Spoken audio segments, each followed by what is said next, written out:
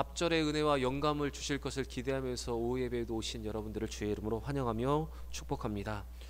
오늘 이 예배를 통해서 풍성한 은혜 또한 갑절의 영감 성령 충만함을 받는 우리 모두가 되기를 바랍니다.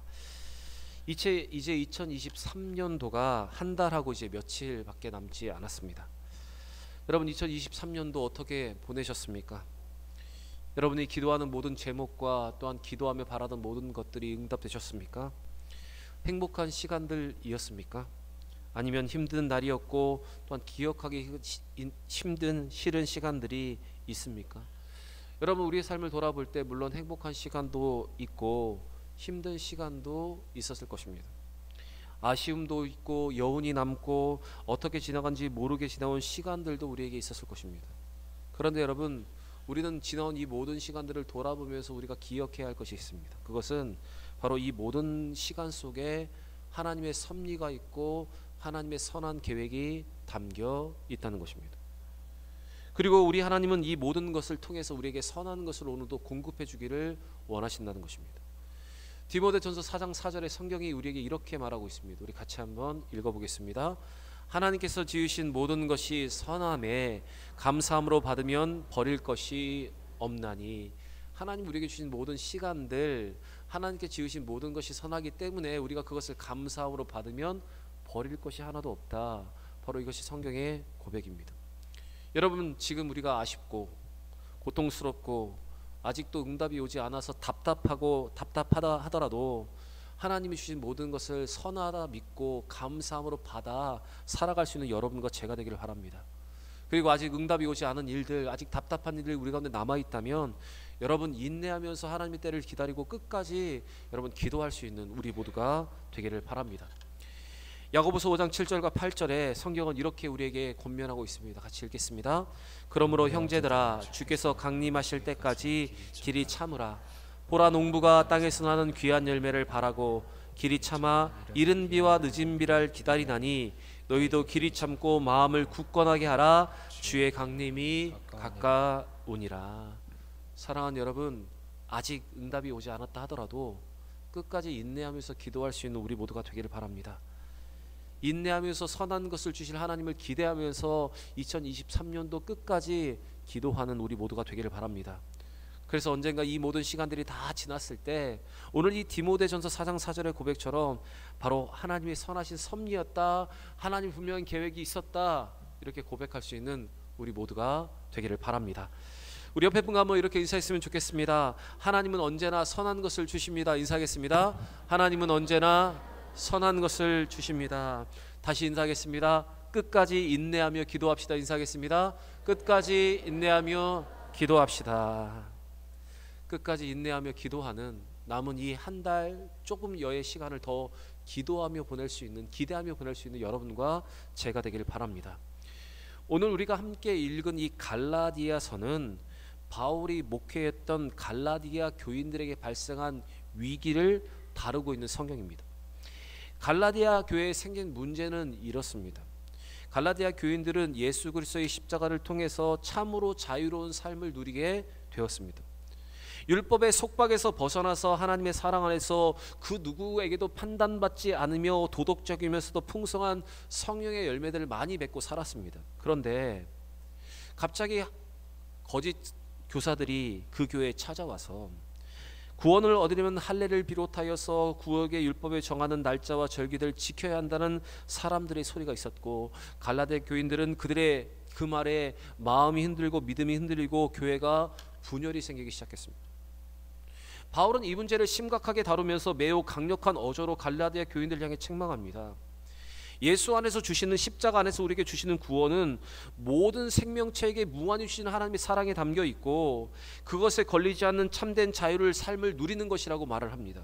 그러면서 그들이 놓치고 있는 그 십자가, 그 신앙의 근원으로 돌아가 다시 한번 그들의 믿음을 굳건히 서기를 그들에게 권면을 하고 있습니다.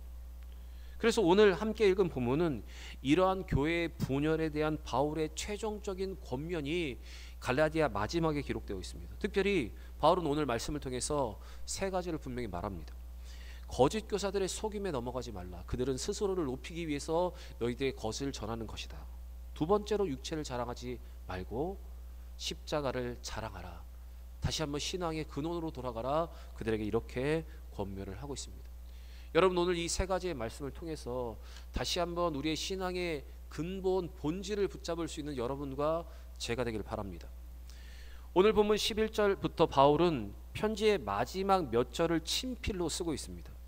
이것은 편지가 자신의 서신이 확실함을 식별하기 위한 의도도 있지만 갈라디아 성도들에게 다시 한번 강조하는 교훈이 있기 때문에 그는 마지막 부분을 친필로 쓰고 있습니다. 바울은 갈라디아 교회 성도들을 억지로 할례받게 하진 거짓 교사들의 속셈을 먼저 두 가지를 명확하게 지적합니다.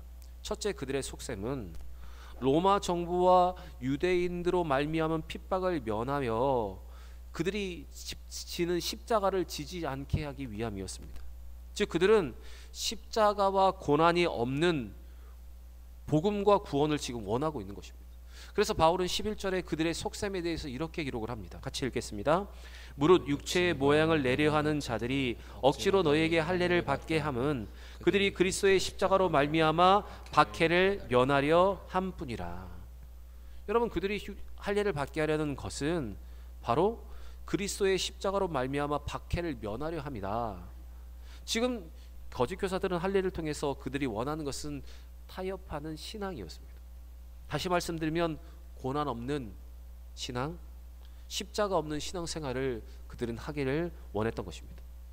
사실 이들이 할례를 주장한 이유는 유대인들의 핍박을 두려워하여 그들과의 마찰을 피하기 위해서 적당히 타협하면 된다.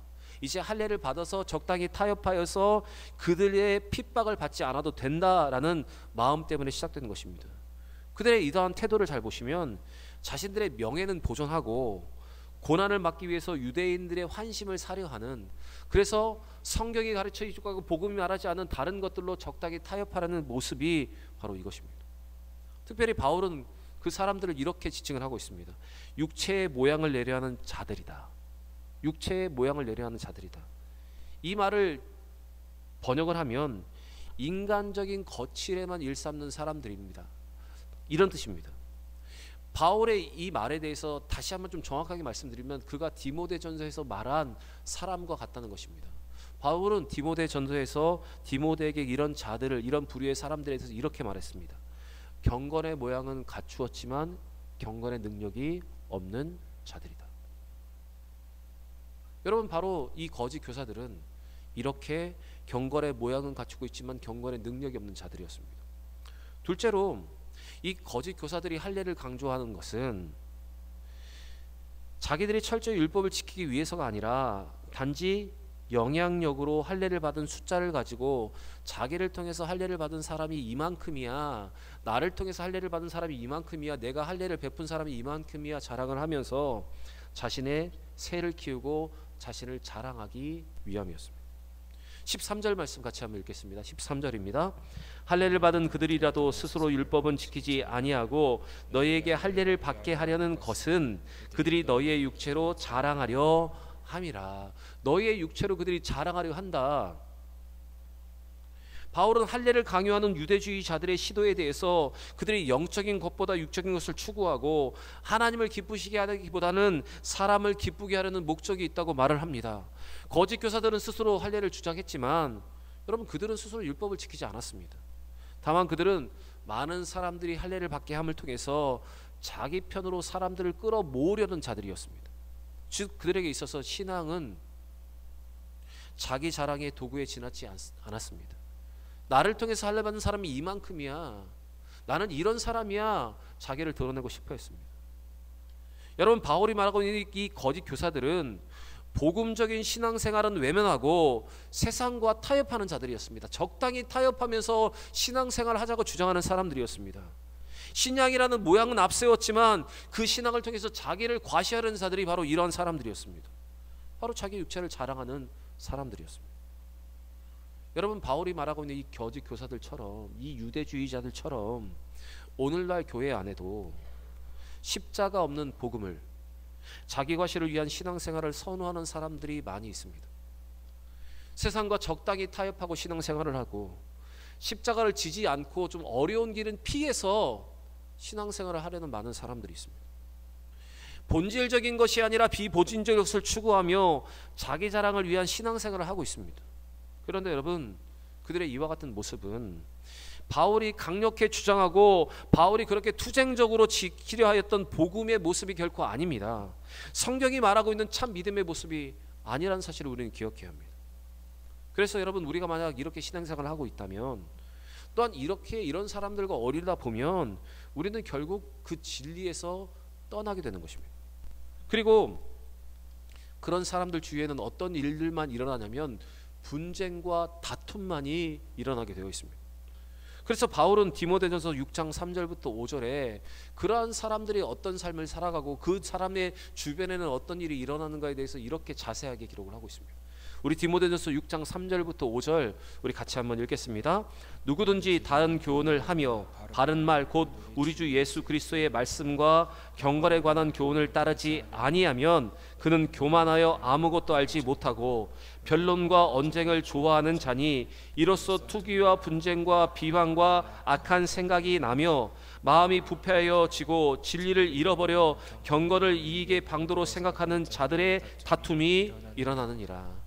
여러분, 이러한 사람들이 결국 이런 사람들이 어떤 일을 일으키는가, 그런 사람과 함께 있으면 어떤 일의 소용돌이에 빠지는가 오늘 우리에게 분명히 말해주고 있습니다. 여러분, 만약 우리가 이러한 믿음의 모습으로 살아가고 있고 여러분이 이런 사람들과 어울리고 있다면 여러분, 이 모습을 우리가 경계해야 하고 그 사람들의 그 모임에서 떠나 여러분, 우리는 바른 신앙의 생활을 해야 하는 것입니다. 디모데후서 3장 5절에 바울은 디모데에게 이렇게 권면합니다. 같이 한번 읽겠습니다. 경건의 모양은 있으나 경건의 능력은 부인하니 이 같은 자들에게서 내가 돌아서라. 이 같은 자들에게서 내가 돌아서라. 여러분, 그것이 살 길입니다. 사랑하는 여러분, 우리는 스스로 종교적인 모양만 갖춘 종교인이 아니라 경건의 모양만 갖춘 종교인이 아니라 경건의 능력을 갖춘 신앙인이 되어야 합니다. 우리 주변에 모양만 갖춘 종교인의 삶을 살아가는 사람들이 있고 또 우리가 그런 사람이라면 이제 여러분 종교인이 아니라 참된 신앙이 되시는 우리 모두가 되기를 바랍니다. 바울은 주 예수 그리스도의 십자가 외에는 자기에게 자랑할 것이 아무것도 없다고 고백을 합니다.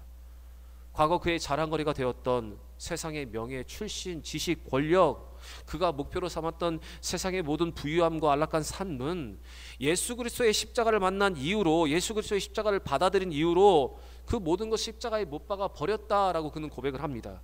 그리고 이제는 다른 것 결코 자랑하지 않고 오직 예수만 자랑하겠다, 그는 이렇게 말하고 있습니다. 14절 말씀 같이 읽겠습니다. 그러나 내게는 우리 주 예수 그리스도의 십자가 외에 결코 자랑할 것이 없으니 그리스도로 말미암아 세상이 나를 대하여 십자가에 못 박고 때가 또한 세상에 대하여 그러하니라. 바울의 이 고백은 신앙의 가장 큰 본질이 무엇인지, 근원이 무엇인지를 우리에게 보여주고 있습니다. 여러분, 신앙의 본질, 신앙의 근원은 바로 예수 그리스도의 십자가뿐입니다.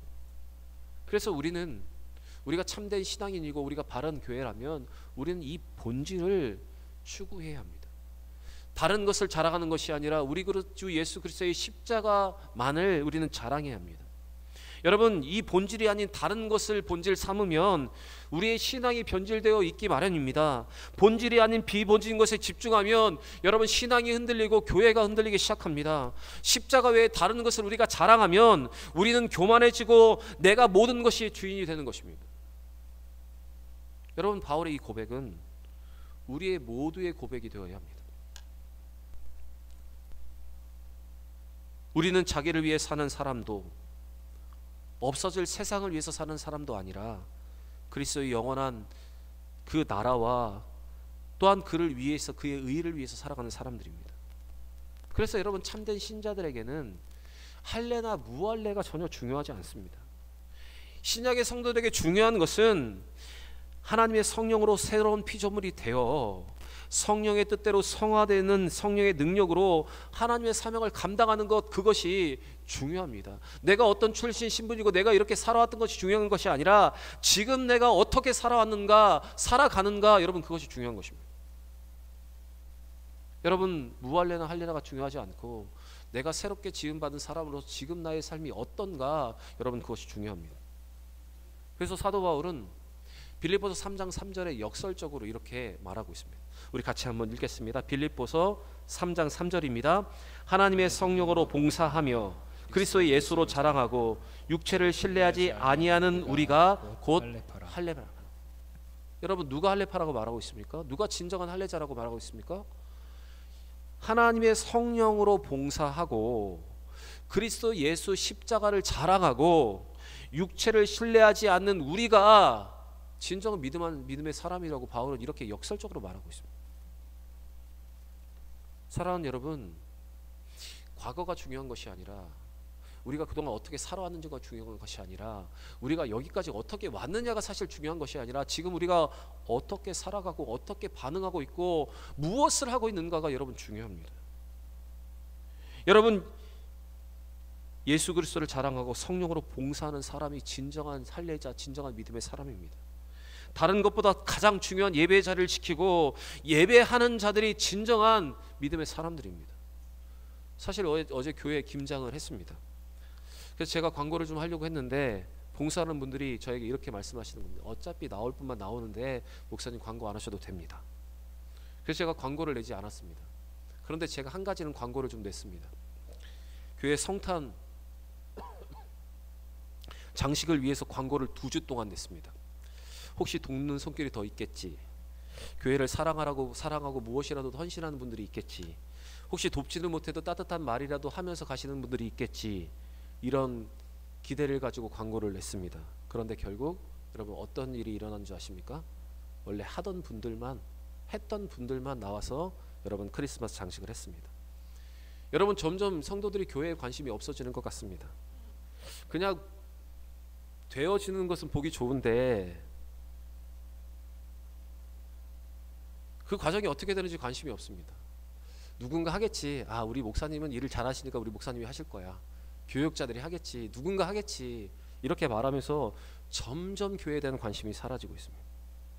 대청소 광고를 내도 점점 헌신하는 분들이 줄어들고 있습니다. 제가 처음에 교회 와서 대청소를 딱 시작하니까 한 60명 정도가 오셔서 대청소를 하셨는데 올해 가을에 대청소는 30분 정도 하신 것 같습니다. 이제 반토막이 났습니다. 제가 예배가 생명입니다. 예배가 정말 중요합니다. 아무리 강조를 해도 예배에 오는 분들이 점점 줄어들고 있습니다. 기도 순서를 맡은 분들조차도 예배에 오지 않습니다. 그리고 그 기도 순서를 지키지 않습니다. 몇 달에 한 번 돌아오는 기도인데도 그 기도를 하지 않습니다. 기도 순서가 돌아오면 그 기도 순서에만 예배를 나오시는 분들이 점점 많아지고 있습니다. 제가 설교에 은혜는 하나님이 주시는데 감사는 자기에게 하고 감사는 우상에게 한다고 말을 하면서 온전한 헌금을 강조해도 여러분 헌금이 점점 줄어들고 있습니다. 비본질적인 것에는 관심이 많은데 정작 본질적인 것에 집중하지 않은 시대가 되어버렸고 교회가 되어버렸고 성도들이 되어버렸습니다. 여러분 무엇이 중요합니까? 과거에 우리가 할례를 받은 것, 할례를 받지 않은 것, 우리가 과거에 어떻게 해왔던 것, 내가 지금까지 이렇게 모두 이루었던 것, 이것이 중요합니까? 아니면 지금 현재가 중요합니까? 15절의 성경은 이렇게 말하고 있습니다. 할례나 무할례가 아무것도 아니로되 오직 새로 지음받은 것만이 중요하다.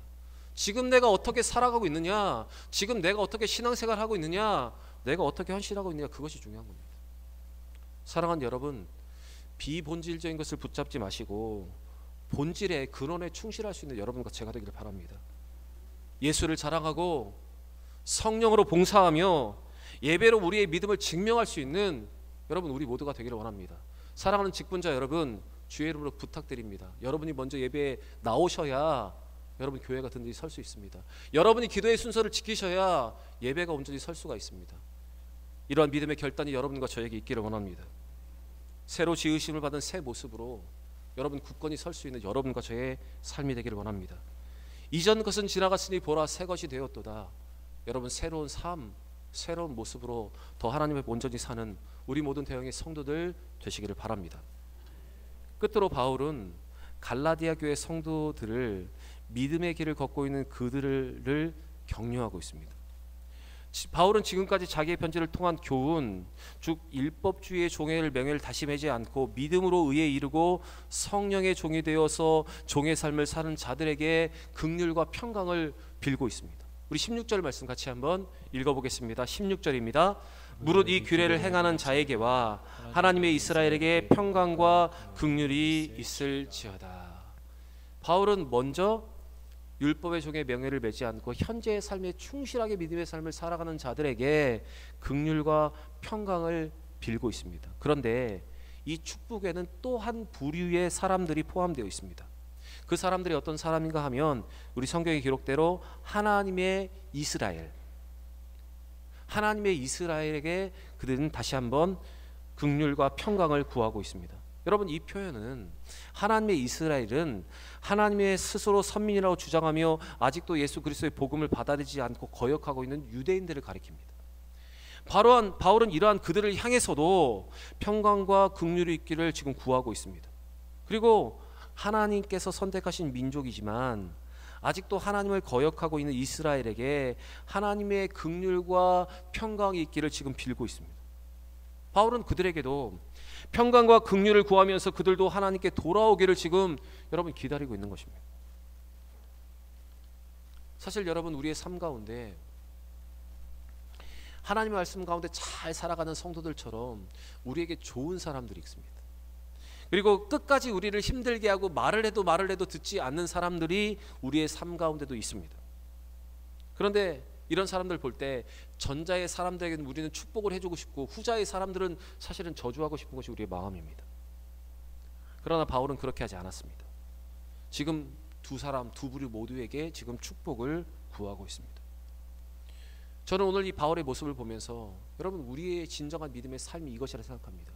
우리를 축복하는 자에게만 축복하고 우리와 함께하는 자들을 축복하는 것이 아니라 때로는 우리와 반대 길을 걸어가고 있고 우리를 힘들게 하는 사람들이라 할지라도 여러분, 그들을 향해서 축복해주는 믿음의 삶을 여러분, 우리는 살아가야 하는 것입니다.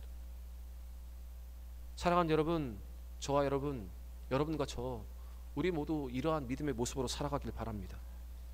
지금은 당장 아니더라도 하나님이 이루실 것, 그 사람도 변화시켜서 하나님의 도구로 삼으실 것을 믿고 긍휼과 평강을 그들에게도 빌어줄 수 있는 여러분과 저의 삶이 되기를 원합니다.